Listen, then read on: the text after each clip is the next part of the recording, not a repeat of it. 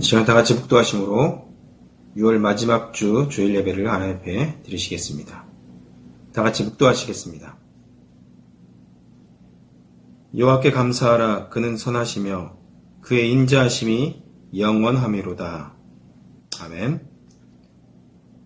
사랑과 은혜가 풍성하신 하나님 아버지, 감사합니다.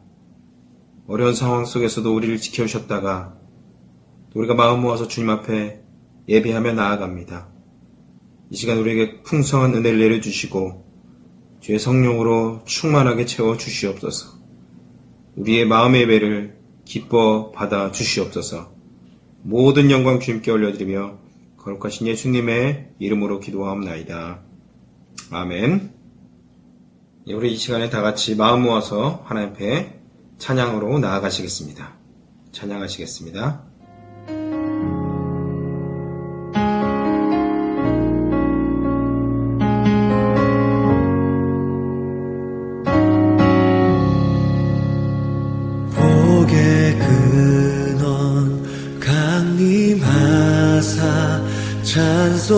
찬송하게 하소서.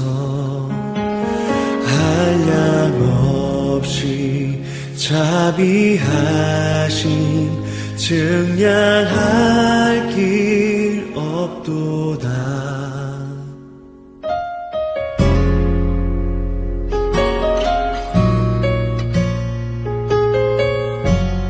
우리 함께 같이 고백하겠습니다. 복의 근원 강림하사.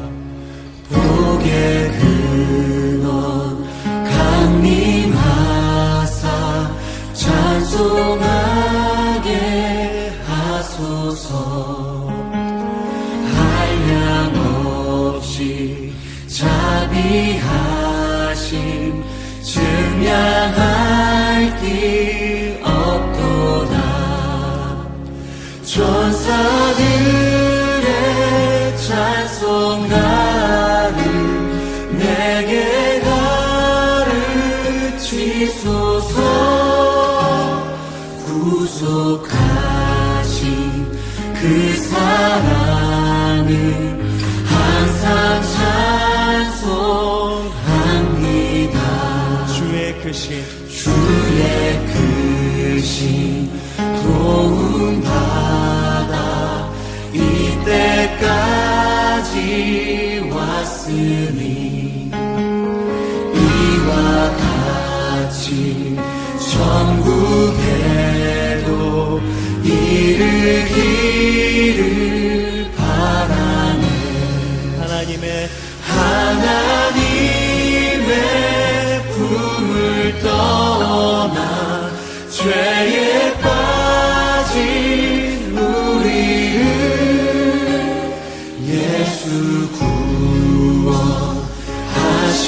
구원하시려고 보혈 흘려 주셨네.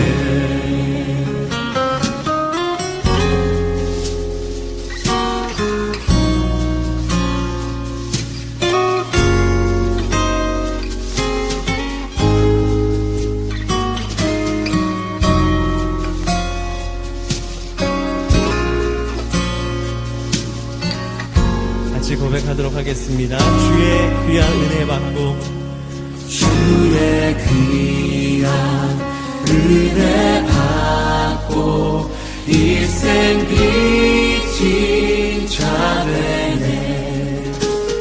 주의 은혜 사슬 되사 나를 주께 매소서. 우리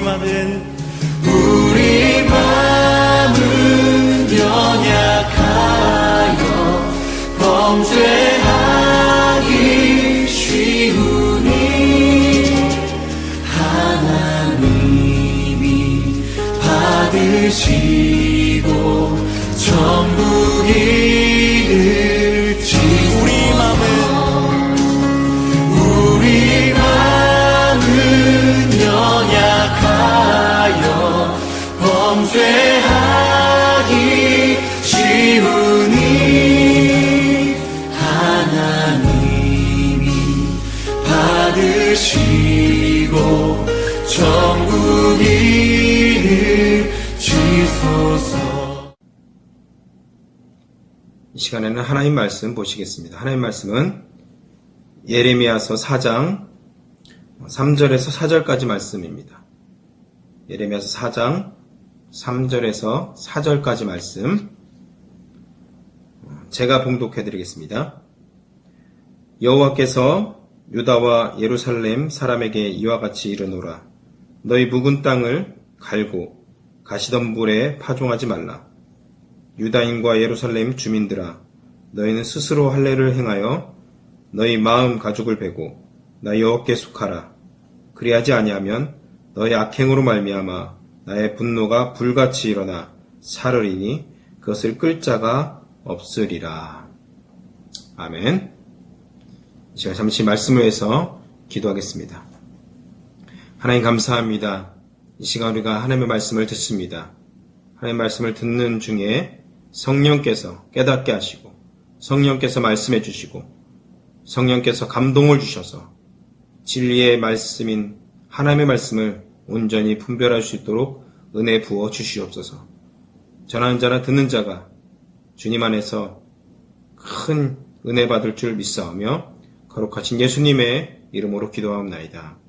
아멘. 네, 이 시간에 예레미야서 4장 3절에서 4절까지 말씀을 가지고 지금은 기경할 때이다 라는 제목을 가지고 하나님의 말씀 증거하겠습니다. 의학적으로 죽었다고 판단할 때가 언제인가요? 보통 사지가 다 다칠지라도 심장이 뛰면은 살았다고 판정합니다. 그러나 반대로 아무리 사지가 멀쩡할지라도 심장이 굳거나 심장이 멈추면 죽었다고 판정을 내립니다. 그래서 이렇게 굳는 것, 멈추는 것은 정말 위험한 것이죠.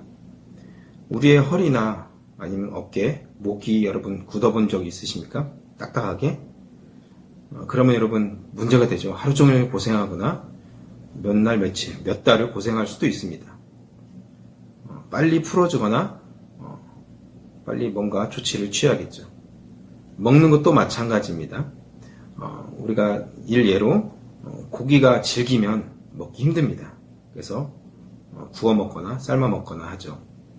옥수수도 처음에 익었을 때는 참 맛있는데 실온에서 오랫동안 두게 되면 딱딱하게 굳어버립니다. 그때부터는 맛이 없게 변해버리죠. 과일도 덜 익으면 딱딱해서 먹을 수 없습니다. 겨울이 오면 여러분 어떻습니까? 겨울이 오면 땅이 아주 딱딱해지고 그래서 그 땅이 아무리 좋은 땅이라도 또 심지어 좋은 씨를 뿌릴지라도 땅이 딱딱해지면 씨앗을 뿌려도 싹이 나거나 열매는 전혀 기대할 수 없습니다. 그래서 농부가 씨를 뿌리기 전에 봄에 반드시 먼저 해야 될 작업이 있는데요. 그것이 뭐냐면 우리가 잘 알듯이 먼저 땅을 갈아엎는 것입니다. 땅을 갈아엎어서 물과 공기가 잘 통하게 하고 씨앗이 뿌리를 잘 내리게 하는 일을 하게 되는 것입니다. 오늘 본문에 보면은 예레미야 선지자가 농사 짓는 법을 예로 들어서 말씀을 전하고 있습니다. 예레미야 선지자는 남유다의 16대 왕인 요시야 왕 때 활동했던 선지자입니다. 주전 627년에 부름을 받았고 나라가 망하기 직전까지 사역을 했습니다. 솔로몬이 왕이 된 이후에 한 300년 동안 이스라엘 백성들은 또 왕을 비롯해서 300년 동안 우상을 숭배했습니다. 14대 왕인 므낫세 왕은 아주 악한 왕이었는데 자기 아들을 우상에게 바치기까지 했습니다. 그래서 온 나라가 우상 숭배와 부정부패로 엉망이 되어 있었습니다. 그 후에 15대 왕은 아몬 왕이었고 그리고 16대 왕인 요시야 왕 때가 되었습니다. 이때 활동했던 선지자가 바로 예레미야 선지자입니다. 그런데 요시야 왕 때 성전을 수리하다가 우연으로 물론 하나님의 뜻이었겠죠. 율법책을 발견하게 되었습니다.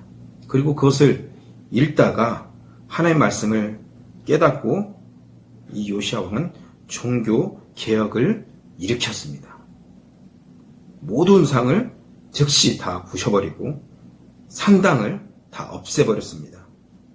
여러분, 그것은 쉬운 것이 아니었습니다. 왜냐하면 300년 동안 넘게 이렇게 우상을 섬기다가 갑자기 이렇게 다 부셔버리고 모든 것을 다 개혁한다는 것은 쉬운 것이 아닙니다. 우리가 오랫동안 습관화된 것들을 한 번에 바꾼다는 것은 정말 특별한 계기가 있지 않고는 쉬운 일이 아닙니다. 여러분, 코로나 사태로 인해서 사람들이 요즘에 잘 모이지도 않고 심지어 이제 교회에도 예배를 잘 드리지 못하는데요. 다시 이제 모인다는 것은 어떻게 보면 또 어려울 수도 있습니다. 기도를 안 하다가 갑자기 난 내일부터 1시간씩 기도하겠다. 뭐 2시간씩 기도하겠다. 이렇게 되지 않습니다. 여러분, 한번 해보십시오. 한 5분만 기도해도 시간이 1시간 한 것처럼 느껴질 때도 있습니다. 이렇게 여러분, 뭔가를 바꾸는 것, 개혁하는 것은 쉬운 것이 아닙니다. 하나님께서 함께 하실 때, 성령님이 도와주실 때 가능한 줄 믿습니다. 이런 상황에서 예레미야가 농사에 비유해서 말씀을 전하고 있습니다. 3절을 한번 볼까요? 여호와께서 유다와 예루살렘 사람에게 이와 같이 이르노니 너희 묵은 땅을 갈고 가시덤불에 파종하지 말라. 여기서 묵은 땅을 간다는 말은 한자어로 기경하다라는 말입니다. 여러분, 기경하다는 말 아시죠? 여러분, 여기서 말하는 땅은 무엇입니까? 마태복음 13장에 보면은 씨 뿌리는 비유에서 땅이 뭐라고 말하고 있습니까? 바로 사람들의 마음이라고 말하고 있습니다. 하나님의 말씀은 변함이 없습니다. 뭐가 다릅니까? 뭐가 변합니까? 인간의 마음, 사람의 마음이 바뀌고 사람의 마음이 달라지는 것입니다. 하나님의 말씀이 떨어질 때 어떤 사람은 아멘으로 받고 어떤 사람은 노멘으로 받습니다. 여러분, 우리의 마음이 좋은 땅이 되어서 하나님의 말씀이 지금 선포될 때 아멘으로 받으시기를 예수님의 이름으로 축원드립니다. 여러분, 그렇다면 어떻게 마음을 기경할까요? 마음이 보이지 않는데 어떻게 기경할까요? 딱딱한 것을 부드럽게 하는 몇 가지 상식들이 있습니다. 한번 여러분 들어보세요. 첫 번째, 여러분에게 질문을 한번 드려볼게요. 설탕에 수분이 들어가면, 물이 들어가면 굳어버리죠? 여러분 아마 요리를 많이 해보신 분은 경험이 있으실 것입니다. 그런데 그것을 부드럽게 하는 방법이 있습니다. 뭘까요? 저도 찾아보면서 이제 알게 되었는데요. 그 방법은 전자레인지에 30초 돌리는 것입니다. 여러분, 그릇에 있던 것은 식빵에 넣으면 또 수분을 흡수해서 잘 부스러진다고 합니다. 설탕이. 두 번째 질문 여러분께 드립니다. 딱딱해진 햄은 어떻게 부드럽게 만들까요? 우유에 담가두면 부드러워진답니다. 한번 해보세요. 세 번째로 딱딱한 구두약. 구두약 쓰시는 분 계십니까? 그래서 어떻게 부드럽게 만들까요? 석유를 조금 부어두면 이것이 바로 말랑말랑 부드럽게 변한답니다. 변비 어떻게 해결합니까? 과일이나 야채를 많이 먹으면 됩니다. 목과 어깨 근육이 뭉치면 뜨거운 물로 아주 이제 푹 담그면 풀리거나 아니면 마사지를 받으면 됩니다. 그런데 여러분, 우리의 딱딱해진 마음도 부드럽게 하는 방법들이 있다고 성경은 말씀하고 있습니다. 오늘 성경에 그 방법들을 몇 가지 알려주고 있는데요. 첫 번째 방법은 잡초를 뽑으라는 것입니다. 잡초를 뽑으라. 딱딱해진 마음을 기경하여서 부드럽게 하기 위해서는 첫 번째로 잡초를 뽑아야 됩니다. 다시 한번 3절을 보겠습니다. 여호와께서 유다와 예루살렘 사람에게 이와 같이 이르노니 너희 묵은 땅을 갈고 가시덤불에 파종하지 말라. 어디에 파종하지 말라고 말씀하고 있습니까? 가시덤불에. 다르게 표현하면 잡초입니다. 잡초. 여러분 잡초가 있으면 영양분도 뺏어가고 더 잡초가 덜 잘 자라요. 그래서 작물을 망칩니다. 잡초가 더 잘 자라요. 여러분 우리도 하나님의 은혜 가운데 나아가기 위해서는 먼저 우리의 마음에 있는 잡초들을 뽑아야 됩니다. 그 잡초는 우리의 상처일 수도 있고 우리의 잘못된 어떤 습관일 수도 있습니다. 죄악된 습관, 아니면 부정적인 어떤 생각들일 수도 있습니다. 악한 생각들일 수도 있죠. 불순종하는 어떤 마음들일 수 있습니다. 교만한 마음들일 수 있죠. 이런 것들을 뿌리를 뽑고 하나님 앞에 나가실 때 하나님의 은혜가 우리 가운데 부어지게 된다는 것입니다. 여러분 이 시간 우리 마음이 하나님께서 기뻐하시는 옥토밭이 되시기를 예수님의 이름으로 축원드립니다. 1933년도에 성철 스님이 돌아가셨습니다. 여러분 성철 스님 들어보셨죠? 한국에서 가장 존경받는 스님이었습니다. 그분은 20년 동안 세상과 등진 채로 산속에서 고행을 하셨습니다. 또 그분은 20년 동안 생식만을 드셨습니다. 생식만을. 그리고 앉아서 수행을 하셨는데 다리를 뻗고 누워서 잠을 주무시지 않으셨습니다. 앉아서 수행하는 것이었죠. 그리고 30년 동안 한 벌 옷으로 살았답니다. 물론 제가 증명 보지 못해서 잘 모르겠지만 옷을 또 깁고 옷을 또 깁고 계속 그렇게 꼬매면서 입었다는 것이죠. 더 기막힌 것은 이쑤시개 있죠. 이쑤시개 한 개로 30년 동안 사용했다고 말하고 있습니다. 진짜인지는 모르겠습니다. 아무튼 이렇게 훌륭한 어르신이 54년 만에 만난 딸에게 이렇게 얘기했다고 합니다. 필희야. 딸의 이름이 필희입니다. 필희. 내 죄가 크다. 나는 잘못 살았다. 나는 지옥에 떨어진다. 또 그분이 이런 유명한 말을 했습니다. 산은 산이고 물은 물이다. 이게 무슨 뜻입니까? 여러분 아십니까? 산은 산이고 물은 물이죠. 근데 깊은 뜻이 있습니다. 산이 물이 될 수 없고 물이 산이 될 수 없는 것처럼 그렇게 수행을 했지만 아직도 멀었다는 뜻입니다. 아주 깊은 뜻이 있는 것입니다.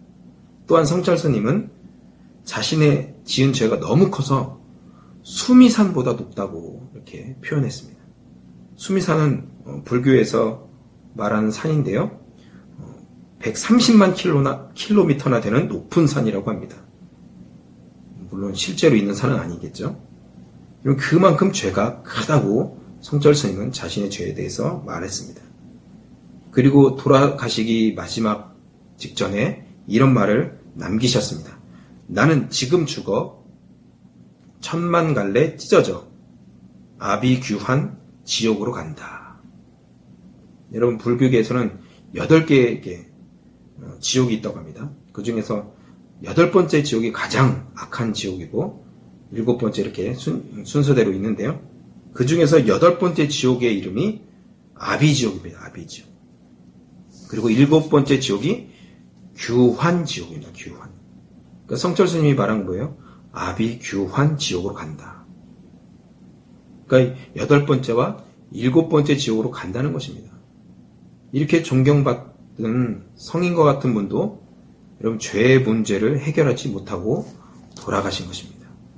여러분 이 죄의 문제가 바로 인간의 근원적인 문제입니다.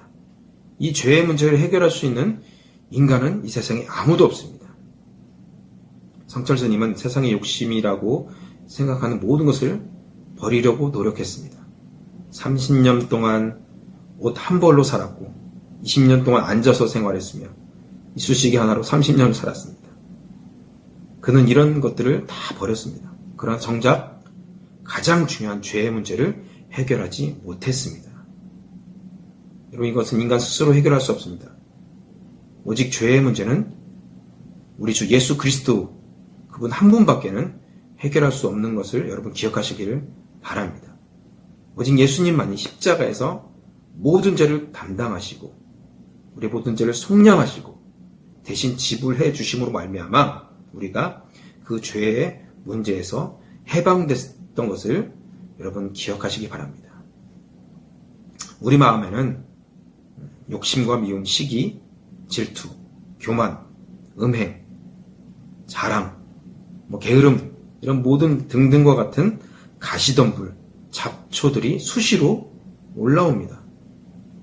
매일매일 아마 이런 것들이 올라올 것입니다.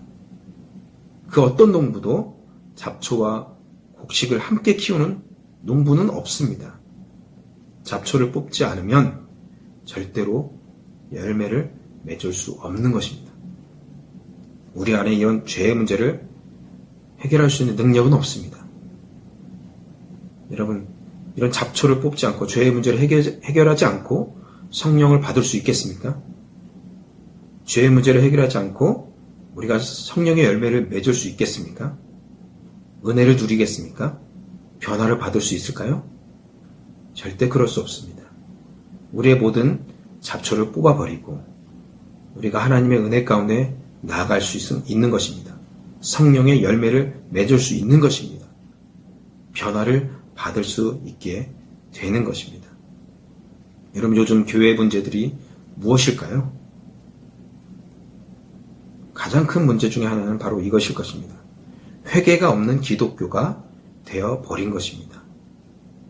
요즘 많은 교회들이 새신자들을 모으기 위해서 교회 문턱을 많이 낮췄습니다.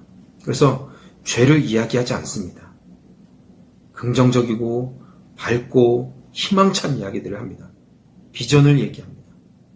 그러나 여러분, 기독교의 근본, 본질은 예수님의 말씀처럼 예수님께서 처음 공생의 사역을 시작하실 때 처음 하셨던 말씀, 그 말씀이 얼마나 중요할까요? 그 말씀 한번 들어볼까요? 마가복음 1장 15절 말씀입니다. 제가 한번 읽어보겠습니다. 때가 찼고 하나님의 나라가 가까이 왔으니 회개하고 복음을 믿으라. 하나님의 나라가 가까이 왔으니 뭐 하라고요? 먼저 회개하고 복음을 믿는 것입니다. 회개가 먼저인 것입니다.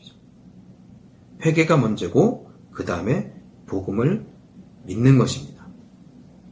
그래서 우리는 스스로의 자리에서 항상 회개하며 우리의 마음을 씻어야 될 줄 믿습니다. 예수님의 보혈의 능력으로 우리는 죄사함을 얻게 되었고 매일매일 우리의 죄를 고백함으로 말미암아 우리의 모든 잡초들을 제거할 때 하나님의 그 능력을 맛보게 될 줄 믿습니다. 하나님의 성령의 능력을 경험하게 될 줄 믿습니다. 두 번째로 우리는 익숙함을 버려야 됩니다. 뭐라고요? 익숙함을 버려야 된다는 것이죠. 딱딱한 마음을 기경하는 두 번째 방법은 익숙함을 버리는 것입니다. 사람은 먼저 생각하고 그 다음에 행동합니다. 이것이 반복이 되면 어떻게 됩니까? 자동적으로 행동이 나옵니다. 그렇죠? 이것이 바로 습관이고 익숙함이라고 말할 수 있습니다. 익숙해지면 손과 발이 자동으로 움직입니다. 익숙한 공간은 편안합니다. 예를 몇 가지 들어볼까요? 신발을 한번 예를 들어볼까요? 처음에는 새 신발을 신으면 뭔가 빡빡하고 뭔가 불편합니다. 그런데 익숙해지면 아주 편안하죠. 내 발에 맞게 딱 이렇게 주름도 생깁니다. 제가 군대에 갔을 때도 처음에 군화를 신으면 너무 딱딱하고 발에 막 물집도 생깁니다. 그러나 어느 순간 이것이 주름이 생기고 내 발에 맞게 딱 변하면 그때부터는 이 신발이 편해지는 것입니다. 익숙해지는 것이죠. 집도 한번 생각해 보세요. 처음에 이사를 했을 때 공간들이 참 어색합니다. 그러나 몇 년을 살다 보면은 그 집도 익숙해지고 아주 편해집니다. 저도 이제 이사를 하려고 하니까 거의 5년 넘게 살았던 이 집이 참 이제는 익숙해졌는데 또 새로운 곳으로 가려니까 좀 불편해지는 것도 없지 않아 있습니다. 그러나 또 가게 되면 익숙해지겠죠. 세 번째로 결혼 생활 한번 보십시오. 처음에는 성격과 그런 생활 방식들이 다 다른 사람들이 살아갈 때 불편하지만 어느 순간 맞춰가면서 익숙해집니다. 캐나다 여러분 처음 왔을 때 어떻습니까? 제가 처음 캐나다 왔을 때 동네 집만 봐도 참 신기하고 재밌었습니다. 다른 사람들의 집도 구경하고 정원도 구경하고 나무를 구경하는 것도 참 재밌었어요. 그리고 나야가라 폭포 가면 얼마나 멋있습니까? 근데 지금 나야가라 폭포로 가면 그때만큼 감동이 없습니다. 왜요?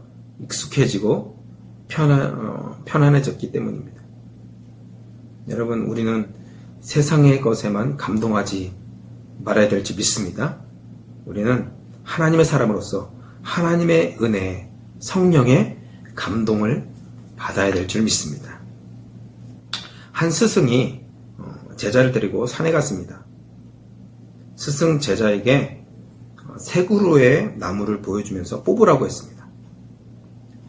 첫 번째 나무는 심은 지 별로 안 된 나무였습니다. 그래서 그 제자는 아주 쉽게 그 나무를 뽑았습니다. 그리고 두 번째 나무를 뽑으려고 하는데 이 나무는 1년이 된 나무인데요. 조금 어느 정도 뿌리를 내렸기 때문에 겨우겨우 뽑았습니다. 마지막 세 번째 나무, 아주 오래된 나무였습니다. 아무리 뽑으려고 해도 뽑히지 않는 것입니다. 그래서 그 제자는 스승에게 말했습니다. 스승님, 도저히 못 뽑겠습니다. 그러자 스승이 제자에게 이렇게 말했습니다. 습관이라는 것도 이와 같단다. 선이든 악이든 습관을 들이고 오래되면 그만큼 뽑기 어려운 법이란다. 여러분, 반복해서 행동을 하다 보면 습관이 됩니다.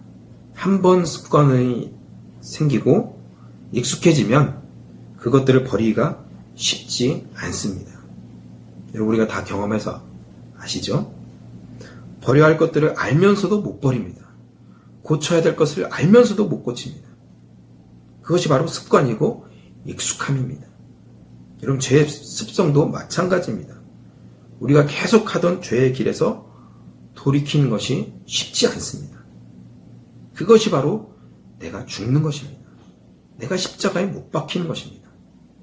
내가 십자가에 못 박히는 것은 내가 계속 익숙해져 있던 어떤 죄의 습관들을 죽이는 것입니다. 매일매일 죽이는 것이죠. 그러나 습관을 바꾸는 것은 쉽습니까? 어렵습니다. 습관을 바꾸면 우리 인생이 바뀌게 될 줄 믿습니다. 여러분, 이제 하루하루 사시면서 내가 생각했던 것, 혹시라도 잘못했다고 생각하는 모든 것들을 하나씩 버려가시기를 예수님의 이름으로 축원드립니다. 습관에 관한 3가지 속담을 한번 소개해드리겠습니다. 여러분 잘 아는 속담인데요. 첫 번째 속담은 3살 버릇 여든까지 간다. 그렇죠? 어렸을 때부터 우리 아이들이 성경을 읽고 기도하고 찬양하는 습관을 들여야 됩니다. 그것이 바로 평생을 그들의 삶을 인도할 것입니다. 두 번째 속담은 제 버릇 개 못 준다. 일단 몸에 밴 버릇은 쉽게 고쳐지지 않는다는 것입니다. 세 번째로 마지막 속담, 개 눈에는 똥만 보인다. 어떤 것을 좋아하게 되면 그 사람 눈에는 그것만 보인다는 거예요. 그것만 보인다. 돈을 좋아하는 사람은 돈만 보이고, 명예를 좋아하는 사람은 명예만 보이고, 예를 들면 그렇다는 것이죠. 여러분, 영적인 침체기에 있는 교회들의 특징을 보면은 모이기를 싫어한다고 합니다. 요즘은 여러분 인터넷이 발달되고 코로나 상황으로 인해서 우리 교회도 지금 인터넷을 통해서 예배를 드리지 않습니까? 얼마나 편합니까? 집에서 여러분 어떤 복장으로 예배를 드리고 계십니까? 이왕이면 예배 드릴 땐 정결한 복장을 가지고 헌금도 잘 준비해서 예물도 잘 준비하고 성경책도 준비해서 하나님이 나와 지금 함께 하신다. 하나님이 나를 보고 계신다. 그런 믿음으로 하나님 앞에 들으시기를 주님의 이름으로 부탁드립니다. 히브리서 10장 25절에 이런 말씀 있죠. 여러분 잘 아는 말씀인데요. 모이기를 피하는 어떤 사람들의 습관과 같이 하지 말고 오직 권하여 그날이 가까움을 볼수록 더욱 그리하자. 여러분 좋지 않은 습관을 버리려고 노력하지 마십시오. 여러분에게 비결을 알려드리겠습니다. 좋은 습관을 들이면 좋지 않은 습관이 사라지게 되는 것입니다. 영적으로 좋은 습관을 한번 들여보십시오. 말씀을 읽지 않았다면 하루에 한 장, 두 장이라도 읽어보십시오. 그러면 여러분 좋은 습관 들이는 것입니다. 기도를 하지 못했던 사람이 있다면 하루에 5분, 10분이라도 한번 기도해 보십시오. 그러면 좋은 습관을 들이게 되는 것입니다. 찬양도 마찬가지. 말할 때도 겸손하게 말하려고 한번 노력해 보십시오. 전도하는 습관, 또 모이는 것도 습관입니다. 이렇게 좋은 습관을 자꾸 노력하고 계속 시도하다 보면은 나쁜 습관들이 사라지게 되는 것입니다. 여러분, 우리 교회 모든 성도들은 좋은 습관을 많이 들여서 하나님이 기뻐하시는 사람으로 변화되기를 주님의 이름으로 축원드립니다. 마지막으로 세 번째, 마음의 할례를 행해야 됩니다. 딱딱해진 마음을 기경하기 위해서는 세 번째로는 마음의 할례를 행해야 됩니다. 이스라엘 남자들은 태어난 지 며칠 만에 할례를 합니까? 8일 만에 할례를 합니다. 사절을 보면은 하나님께서 할례에 대해서 말씀하고 계신데요. 사절 말씀 한번 제가 한 번 더 읽겠습니다. 유다인과 예루살렘 주민들아, 너희는 스스로 할례를 행하여 너희 마음 가죽을 베고 나 여호와께 속하라.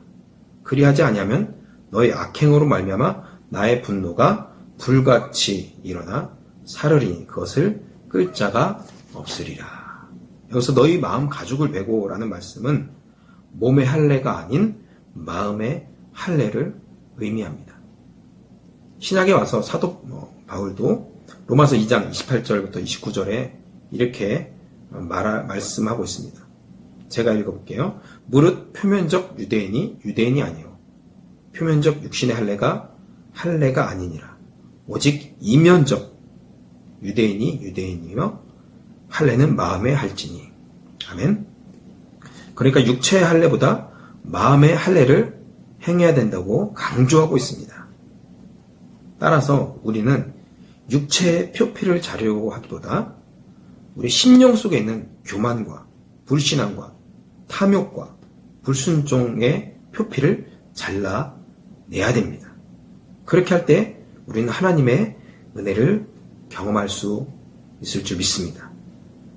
신명기 30장 6절에 보면은 내 하나님 여호와께서 내 마음과 내 자손의 마음에 할례를 베푸사 너로 마음을 다하여 성품을 다하여 내 하나님 여호와를 사랑하게 하사 너로 생명을 얻게 하게 하실 것이며. 아멘. 이렇게 말씀하고 있습니다. 마음의 할례를 행하면 생명을 얻고 풍성한 삶을 살게 해주시겠다고 하나님께서 약속하셨습니다. 믿으십니까? 아멘입니다. 이제 말씀을 맺겠습니다. 한신교회를 담임하셨던 고 이중표 목사님께서 하늘을 품은 마음에 나오는 한 글을 소개하겠습니다. 한번 제가 읽어드릴게요.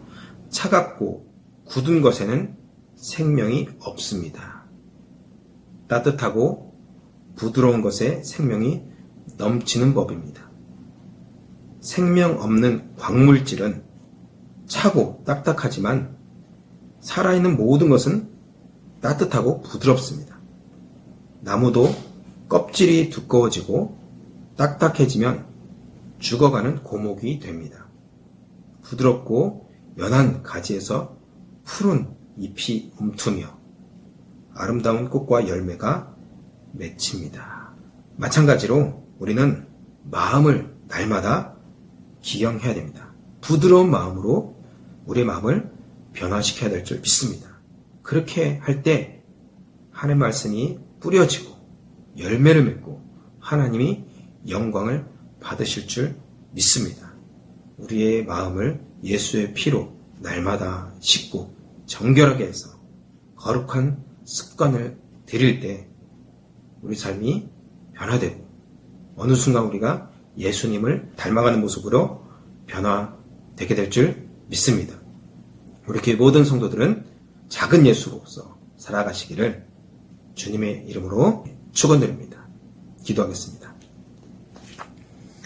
하나님 감사합니다. 이 시간에 우리 마음을 변화시켜 주시고 우리 생각을 변화시켜 주셔서 주님이 기뻐하시는 사람으로 우리를 변화시켜 주시옵소서. 나쁜 모든 습관들이 이제는 죽어지고 주님이 기뻐하시는 성령의 열매를 맺는 좋은 습관들을 가질 수 있도록 하나님 우리의 마음을 주님 기경하여 주시옵소서. 예수님의 보혈을 덮어주시고 성령께서 능력으로 함께하여 주시옵소서. 모든 영광 주님께 올려드리며 거룩하신 예수님의 이름으로 기도하옵나이다. 아멘. 이 시간에 우리 봉헌 찬양 들으심으로 준비하신 힘을 하나님 앞에 드리시겠습니다.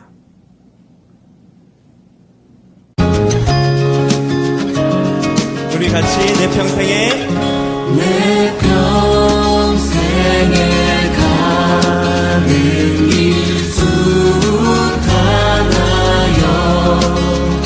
늘 잔잔한 강 같든지 큰 풍파로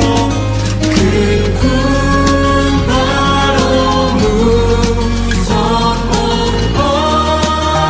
어렵든지 나의 영혼은 늘 변하다.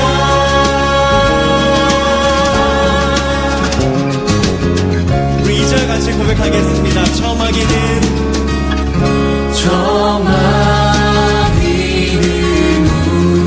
우리를 삼키려고 입 벌리고 달려와도 주 예수는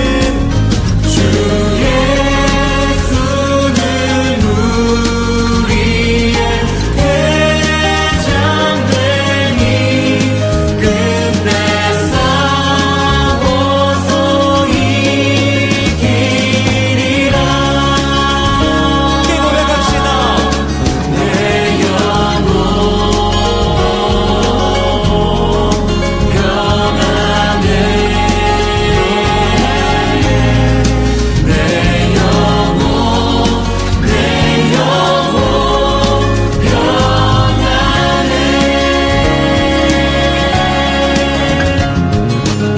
우리 3절 다시 한번 같이 고백하도록 하겠습니다. 내 지은 죄 내 지은 죄 주홍빛 같더라. 우리 주 예수께 다 아뢰이며 주 예수께 다 아뢰며 믿음의 고백으로 그 십자가 그 십자가 비로소 다시 세상